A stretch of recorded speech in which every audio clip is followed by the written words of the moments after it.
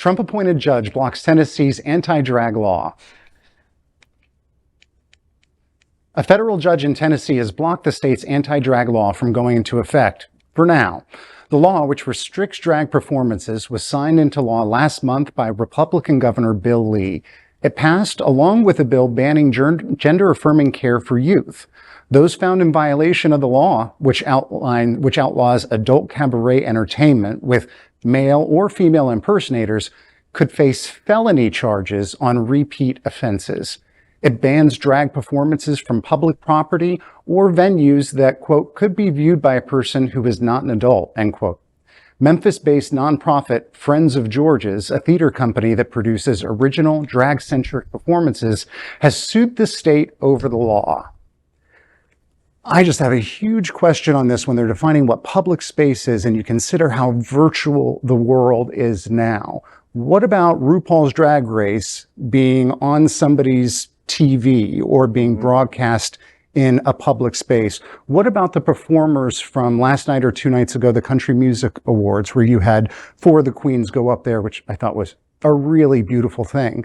But is that then going to be a felony because now it's a crime and happening over state lines as well? Yes, it's going to be a crime. It has to be because it can't sustain challenge of equal protection under the law. So everyone's all in. Yeah. You're passing laws that everyone's got to be in. Well, and that's why everybody needs to stand up for Tennessee. Just like you said, Mark, about CMT, the CMT Awards, Kelsey Ballerini, which is one of the biggest country stars there is, all right? She was like, you know what? I got a finger for you. It's the middle one, right? And she brought to the stage Milana Luzon, Kennedy Davenport, Jan Sport, Olivia Lux. Like, you know, she was just like, screw you, you know? And she's gotten a lot of backlash for it. But since day one, she's also been there for us, you know? Madonna just added a concert in Memphis as part of her tour. Why? To also give a certain finger to all those people that want us dead. You know, it's just like the argument that they make on trans. All of these underage people are going through sexual reassignment surgery. Prove it. You can't. Here's the thing. Like, every single anti-drag law in the United States is also an attack on the trans community. Period. Because again, like, they can't, first of all, tell the difference between a drag performer and a trans person, but also it's basically denying somebody's way of expressing their own gender, regardless of whether they're trans. And also making a living, and making a living. But, you know, there's a lot of, you know, trans family that would have to go be doing sex work if they weren't doing the art of drag. And let's, you go. It's so sad because all of this is reductive.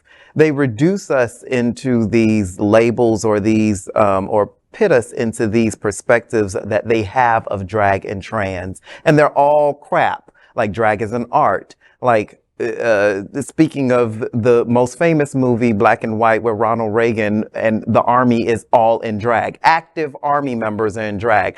But because they don't understand what they don't understand, they make it vague and they want to paint us with this broad stroke that we're all overly sexualized deviants who basically go out and groom children.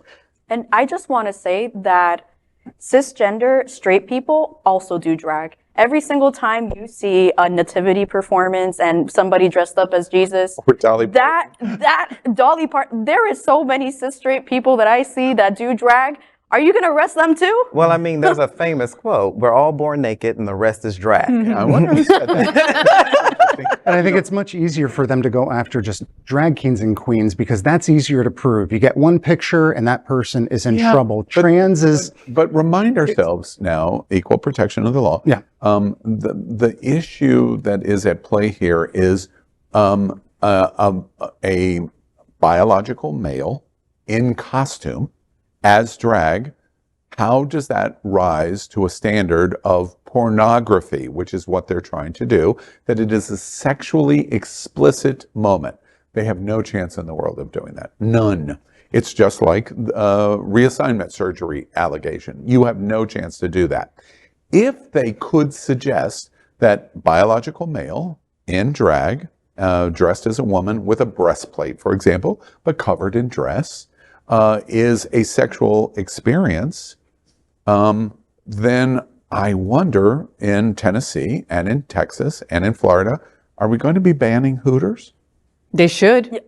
or Twin Peaks. Yeah. Right? No, they're not, because women have been marginalized forever, okay? And we're always going to be second-class citizens. They don't care. You can have Hooters, you can have the strip clubs, you can do all of that, okay? We can But go that's there. a- People who are sexualized in this country, it's not because they themselves are sexualizing themselves or because they themselves are sexual. It's because who's the one sexualizing them? Who's the one who goes on Pornhub and watches trans women having sex with other people? Who For the most part, white, straight, cis men. correct. Okay, There you so go. There you go. And they're also the number one people that are serial killers most of the time. And they're usually the ones that do all the massacres. All right? Just to let you all know. Hey, what? I'm just telling you, look around and beware. All right. LGBTQ plus news is vital for our community and for the broader world as a whole. We have enough enemies at Fox News. Tucker, Sean, and Lara are loud. We need passionate allies. Happening Out Television Network, Queer News Tonight, and It's Happening Out are literally out of the closet and into the headlines. Our community needs your support. Like this broadcast and subscribe now to ensure the growth of the entire LGBTQ plus community.